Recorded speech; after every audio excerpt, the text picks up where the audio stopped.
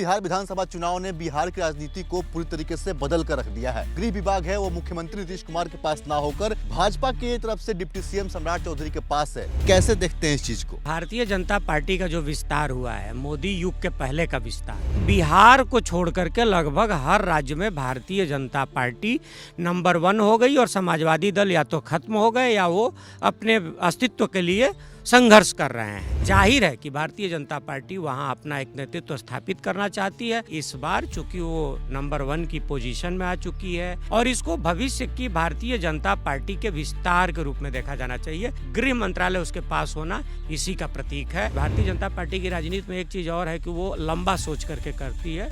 Bharatiya Janata party के हाथ ही बिहार का प्रशासन है। सम्राट चौधरी पिछड़ी जात से, ओबीसी क्लास से आते हैं।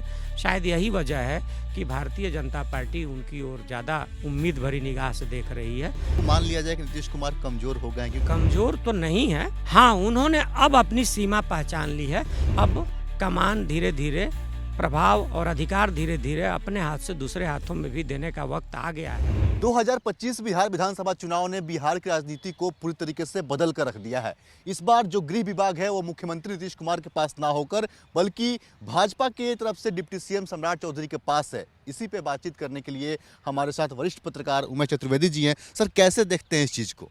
देखिए, भारतीय जनता पार्टी का जो विस्तार हुआ है, मोदी युग के पहले का विस्तार, उसमें हर जगह वो समाजवादी दलों के साथ, चाहे मध्य प्रदेश हो, चाहे राजस्थान हो, चाहे हरियाणा हो, चाहे उड़ीसा हो, चाहे बिहार हो, उसके विकास में सबसे बड़ा योगदान समाजवादी दलों का साथ रहा है। और आप ये एक चीज़ देखेंगे कि बिहार को छोड़ करके लगभग हर राज्य में भारतीय जनता पार्टी नंबर 1 हो गई और समाजवादी दल या तो खत्म हो गए या वो अपने अस्तित्व के लिए संघर्ष कर रहे हैं। बिहार एक ऐसा राज्य है जहां समाजवादी दल के साथ रहते हुए भी भारतीय जनता पार्टी बहुत कोशिश करने के बावजूद कभी नंबर 1 पर नहीं आ पाई। यह शायद पहला मौका है कि वो नंबर 1 की पोजीशन में विधानसभा चुनाव नतीजों में, और जाहिर है कि भारतीय जनता पार्टी वहां अपना एक नेतृत्व स्थापित करना चाहती है। वो तो 2020 के चुनाव में भी स्थापित करना चाहती थी, उसको मतदाताओं ने तब साथ नहीं दिया था। तो मुझे ऐसा लगता है कि इस बार चूँकि वो नंबर 1 की पोजीशन में आ चुकी है, नीतीश कुमार पहले की तुलना में खुद को थोड़ा सा असहज या सहज जो भी महसूस करते हैं, इसलिए भारतीय जनता पार्टी ने मुख्यमंत्री के कार्यालय के बाद जो सबसे महत्वपूर्ण राज्य का विभाग होता है, जो मंत्रालय होता है, वो गृह मंत्रालय अपने पास रखने में कामयाबी हासिल की है। और इसको भविष्य की भारतीय जनता पार्टी के विस्तार के रूप में देखा जाना चाहिए। भारतीय जनता पार्टी, कह सकते हैं आप कि काफ़ी कोशिशों के बाद अब बिहार में नंबर 1, बल्कि ये कहिए कि खुद अपने दम पर अपना अस्तित्व स्थापित करने की कोशिश में जो पहले से थी, उस पर एक पायदान और आगे बढ़ चुकी है। गृह मंत्रालय उसके पास होना इसी का प्रतीक है।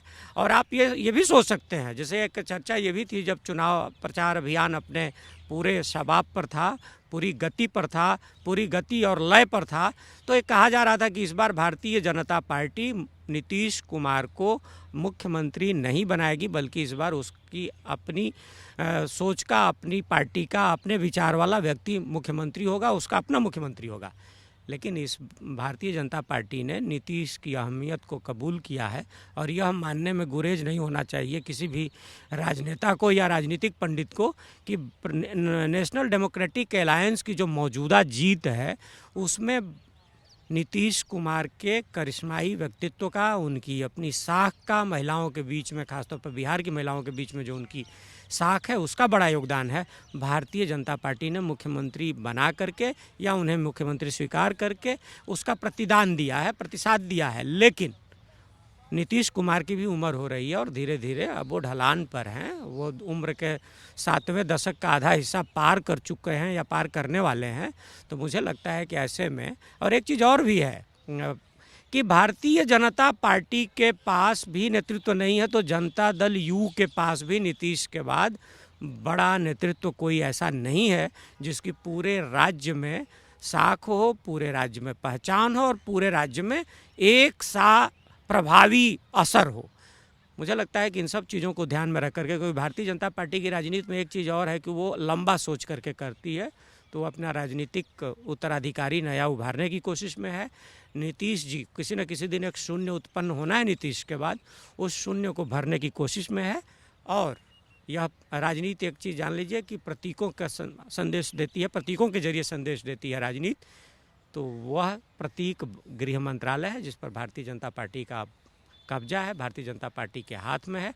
तो एक तरह से भारतीय जनता पार्टी के हाथ ही बिहार का प्रशासन है और यह भारतीय जनता पार्टी के भावी कदम का संकेत भी है, भावी नेतृत्व को उभारने का भी संकेत है और बिहार की राजनीति को अपने प्रभाव में, अपने केंद्र में लाने का एक प्रयास है। इसके लिए सम्राट चौधरी फिट बैठते हैं? अब ये तो कहना थोड़ा मुश्किल है, क्योंकि आप देख लीजिए कि राजनीति के दौर में, आज की राजनीति के दौर में योग्यताओं का पैमाना बदल गया है। आज की राजनीति के लिए बहुत पढ़ा लिखा होना, बहुत गुणी होना, बहुत प्रभावी होना, ये बहुत ज़्यादा योग्यता का पैमाना नहीं रह गया है। अब चूँकि पोस्ट मंडल एरा में, जिसको मंडलवाद की राजनीति के बाद, मंडलवाद के बाद की जो राजनीति है, उस दौर में जाति और ख़ासतौर पर पिछड़ी जाति बहुत प्रमुख हो चुकी है। सम्राट चौधरी पिछड़ी जाति से, ओबीसी क्लास से आते हैं। शायद यही वजह है कि भारतीय जनता पार्टी उनकी ओर ज़्यादा उम्मीद भरी निगाह से देख रही है और शायद यही वजह है कि उनके हाथ में गृह मंत्रालय दिया गया है। जहाँ तक ये सवाल है कि वो भविष्य के नेता हो सकते हैं कि नहीं, तो भारतीय जनता पार्टी में यह कहना कम से कम अभी फ़िलहाल मुश्किल है। लेकिन हाँ, अभी तो कमान उन्हीं के हाथ में है। सर, एक चीज़ और, वाकई में इसको मान लिया जाए कि नीतीश कुमार कमज़ोर हो गए हैं, क्योंकि 24 में जब सरकार बदली थी और बीजेपी की तरफ वो आए थे, तो इसी विभाग को लेकर, गृह विभाग को लेकर 5 दिन तक मंत्रिमंडल का बंटवारा नहीं हुआ था, लेकिन इस बार बहुत जल्दी भी हो गया और गृह विभाग पे मान भी गए वो। अब मुझे ऐसा लगता है कि नीतीश को कमज़ोर कहना थोड़ी मतलब उनके साथ ज़्यादती होगी। वो कमज़ोर तो नहीं है, मेरे हिसाब से कमज़ोर नहीं है। हाँ, उन्होंने अब अपनी सीमा पहचान ली है, क्योंकि उम्र किसी के लिए रुकती नहीं है और शायद उस सीमा को पहचानते हुए और अपने दल के हित में उन्होंने यह स्वीकार करने में देर नहीं लगाई कि अब कमान धीरे धीरे, प्रभाव और अधिकार धीरे धीरे अपने हाथ से दूसरे हाथों में भी देने का वक्त आ गया है। तो इसलिए मैं नहीं मानता, जैसे होता है ना, घरों में बुजुर्ग होते हैं तो धीरे धीरे कमान देने लगते हैं, नीतीश कुमार उसी दहलीज पर हैं और शायद यही वजह है कि वो अब जो प्रभाव है, जो असर है, जो ताकत है, वो धीरे धीरे उसका हस्तांतरण करते हुए नज़र आ रहे हैं। लेकिन कमज़ोर हैं, यह कहना थोड़ी उनके साथ ज़्यादती होगी और थोड़ी जल्दीबाजी भी होगी। तो तमाम बिहार की राजनीति पे जो चर्चा चल रही है, तमाम जो गृह विभाग जो दिया गया है सम्राट चौधरी को, इसको लेकर जो चर्चाएं चल रही हैं, इस पे आपने सुना कि कैसे माहौल जो है वो अब एक तरीके से बीजेपी की तरफ जा रहा है, कैसे जो सत्ता का हस्तांतरण है वो हो रहा है। कैमरा पर्सन वसीम खान के साथ मैं प्रत्युष सिंह, दिल्ली।